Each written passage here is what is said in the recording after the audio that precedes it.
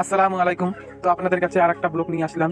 তো আজকের ব্লগটা হচ্ছে জোহরের নামাজ পরে ঘরে এসে দেখি এখনও রান্না হয়নি, তাই মোবাইল নিয়ে ভাবলাম যে আর একটা ব্লগ করি। তো দেখি রান্না করে যাই, রান্না কত দূর হলো দেখি।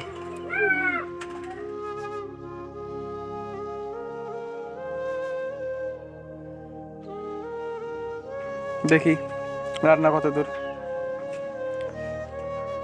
এই যে আমাদের বাড়ির অতিথি, ছোট অতিথি, প্রত্যেক দিন আমাদের বাড়িতে থাকবে। এই দুপুর টাইমে তো আরও প্রত্যেক দিন। এদিকে হাঁসের মাংস এখনো হয়নি। এদিকে তো পেটে আমার খুব খিদা, আর বেগুন ভাজি, আজকেই দুটোই, আর নেই। তো এখন দেখি, বাইরে যাই, বাইরে গিয়ে দেখি কি হয়।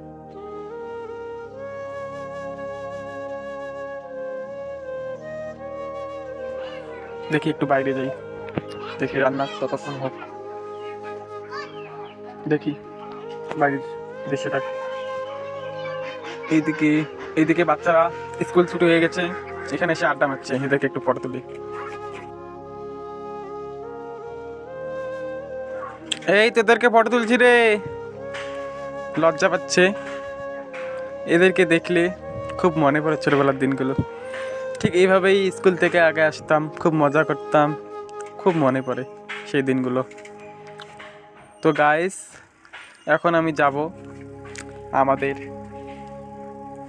বরবাদের বাড়িতে, দেখি কি করে, ওদের বাড়িতে কি হচ্ছে। এসে দেখি আমার ছোট বাবা খিচুড়ি খাচ্ছে দুপুর টাইমে। সেন্টার থেকে খিচুড়ি আনছে, ও খায়নি, ওরটা ও রাখছে, পরে ও খাবে। তো গাইস এখন যাই। ওর হ্যাঁ, এখন তো আবার মাঠে যেতে হবে, ছাগলটা আনতে হবে, কারণ দুপুরটা হয়ে গেছে। ছাগলটা আনতে হবে, ছাগলটা আগে আনি। মাঠের দৃশ্যটাও তোমাদেরকে দেখাতে পারবো। এই জমির ফসলগুলো, ওই যে দেখুন, ওই যে ছাগলগুলো, বেশি ছাগল না, দুটো ছাগল আছে। তো চলুন যাওয়া যাক।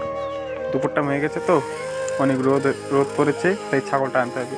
একটা ভাইকে বললাম যে ভাই ছাগলগুলো একটু ছেড়ে দিত, ও ছেড়ে দিচ্ছে। ওই দেখুন, আমি যাব না, ও ছেড়ে দিচ্ছে। এর দিকে আসলে আমি নিয়ে যাবে, যে এদিকে এসেছে, এখানে আমি ছাগলগুলো নিয়ে বাড়ি যাব। তো চলুন এখন বাড়ি যাব। চল। তো আজকের মতো এখানে এই ব্লগটা শেষ করছি।